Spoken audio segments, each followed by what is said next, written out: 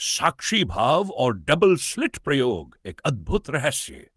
जब हम साक्षी भाव की बात करते हैं तो डबल स्लिट प्रयोग एक ऐसा उदाहरण है जो न केवल हमारे भौतिक संसार को बल्कि हमारी चेतना और अनुभवों को भी पूरी तरह से समझने की कुंजी देता है।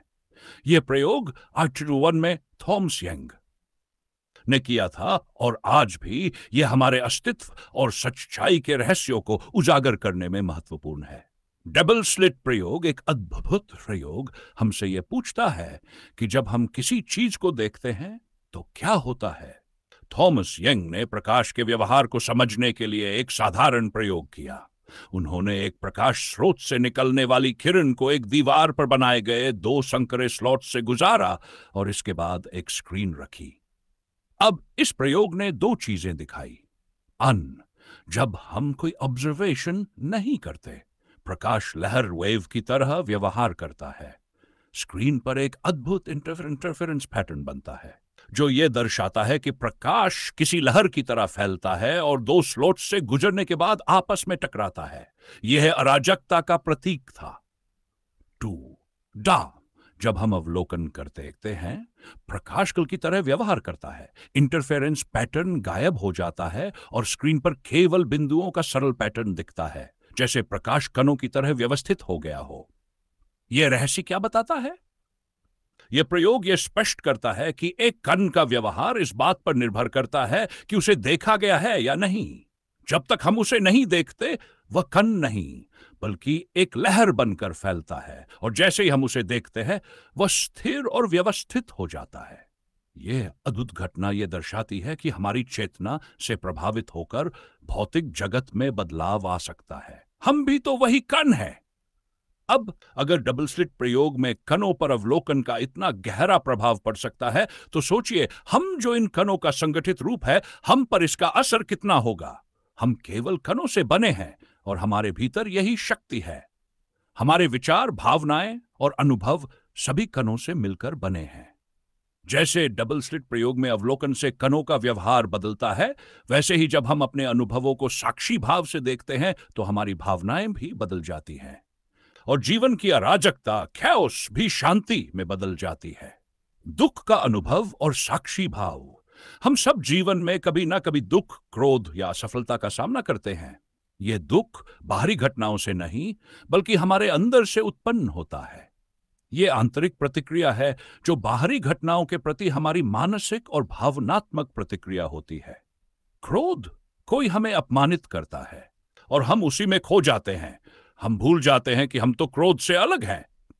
दुख, जब कोई प्रिय व्यक्ति हमसे दूर जाता है या कोई सपना टूटता है तो हम अपने दुख में पूरी तरह तादात्म्य कर लेते हैं। हम मान लेते हैं कि हम ही वह दुख हैं। यह समझना महत्वपूर्ण है कि दुख हमारे भीतर से उत्पन्न हो रहा है और यह हमारे बाहरी अनुभवों की प्रतिक्रिया है। लेकिन यदि हम इस दुख को साक्षी भाव से देखें, जैसे हम डबल स्लिट प्रयोग में कण को देखते हैं, तो हम पा सकते हैं कि हम दुख नहीं है, हम केवल दुख के साक्षी हैं। कैसे करें साक्षी भाव का अभ्यास? 1, जब दुख महसूस करें, तुरंत अपनी आंखें बंद करें और शांत हो जाएं।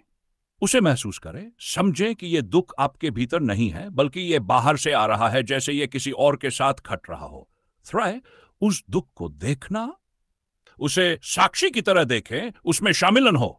जैसे हम किसी फिल्म को देखते हैं वैसे ही अपने दुख को देखें और यह ध्यान रखें, जब आप अपनी आंखें बंद कर लेते हैं और अपने भीतर के दुख को महसूस करने लगते हैं तो इसके साथ ही आपकी सांसों का पैटर्न भी बदलने लगता है।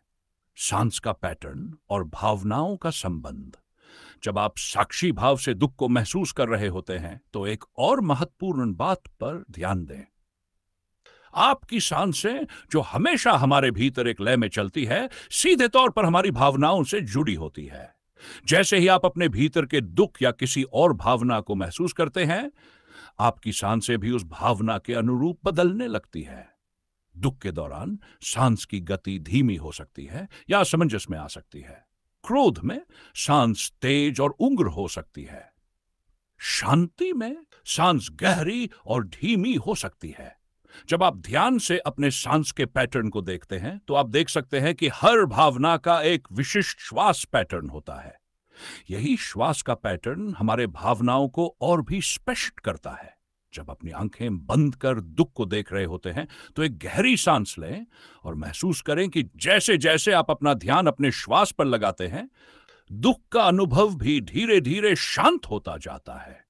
यह ठीक वैसे ही जैसे डबल स्लिट प्रयोग में कणों का व्यवहार हमारी चेतना से प्रभावित होता है, वैसे ही हमारे भीतर का दुख और हमारी सांस का पैटर्न हमारे ध्यान और साक्षी भाव से बदल सकता है।